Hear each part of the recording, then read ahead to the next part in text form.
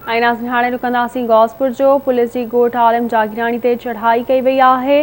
Police के ॾिसंदे ई हथियारबंदनि firing करे ॾिनी। अव्हांखे अपडेट कंदा हलूं। ब्रेकिंग न्यूज़ आहे त गौसपुर जे ॻोठ में पुलिस की चढ़ाई कई वई आहे। पुलिस के ॾिसंदे ई हथियारबंदनि फायरिंग करे ॾिनी। पुलिस की जवाबी फायरिंग में ॾोहारी मारिजी वियो आहे। एहलकारनि जे कातिलनि की गिरफ़्तारी ताईं ऑपरेशन जारी रहंदो, इहो चवणु आहे SSP जो।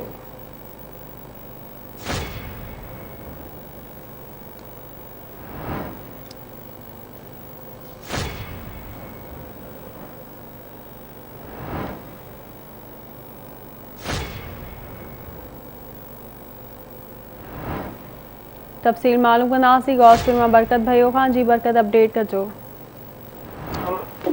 कशमोर ज़िले की पुलिस एक भेरो ॿीहर ॾोहिरनि में ट्राकोड़ो मचाए छॾियो आहे। पुलिस की फायरिंग में हिकु ॾोहियारी मारिजी वियो आहे, इहो चवणु आहे पुलिस जो, जंहिंजो लाश वाक़े वारे हंधि पियल आहे। वादे रहे त 10 ॾींहं अॻु हथियारबंदनि की फायरिंग में मारिजी वियल खैरपुर वासी पुलिस एहलकार सजाद खासकेली के कातिलनि की गिरफ़्तारी लाइ SSP कशमोर अमजद अहमद शेख की अॻुवाणी में कशमोर ज़िले की पुलिस जा वॾा पुलिस अटाला बख्तरबंद गाॾियूं साण करे खजर वेले दुरानी मार वारे इलाइक़े ॻोठ आलिम जागीरानी ते चढ़ाई कई त पुलिस के ॾिसंदे ई हथियारबंदनि पुलिस की गाॾियुनि मथां अंधाधुंध फायरिंग करे ॾिनी।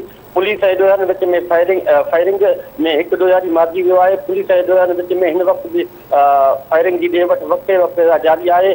पुलिस ऐं ॾोहिरनि विच में राकेट लॉन्चरनि ऐं एंटी एयर गिरफ्त गन जो पिणु इस्तेमालु कयो पियो वञे। इलाइक़ो जंग जो मैदान बणियल आहे। आम माण्हू घरनि ताईं महदूद थी विया आहिनि। राब्तो करण ते SSP कशमोर अमजद अहमद शेख ॿुधायो आहे त 10 ॾींहं अॻु गौसपुर थाणे जी हद सिंध डोरो वटि जागीरानी बिरादरी जे हथियारबंदनि पुलिस मोबाइल ते फायरिंग करे पुलिस एहलकार सजाद खासकेली के शहीद करे 3 एहलकारनि के गोली वणी ज़ख़्मी कयो हो। शहीद एहलकार सजाद खासकेली के कातिलनि की गिरफ़्तारी लाइ दुरानी मार वारे इलाइक़े में ऑपरेशन कयो पियो वञे। पुलिस की फायरिंग में हिकु ॾोहियारी मारिजी वियो आहे, जंहिंजे लाश जी ड्रोन कैमरा ज़रिए ॾिसी ॾोहियारी जे मारिजी वञण जी तस्दीक कई आहे। वधीक SSP कशमोर अमजद अहमद शेख जो चवणु आहे त जेसीं ताईं शहीद पुलिस एहलकार जे कातिलनि खे केतिरे किरदार ताईं न पहुचायो वेंदो, ओसीं ताईं पुलिस जो दुरानी मार वारे इलाइक़े में रूपो जवाबदारनि की गिरफ़्तारी लाइ ऑपरेशन जारी रहंदो। जी महिरबानी अव्हां जी अपडेट करण लाइ।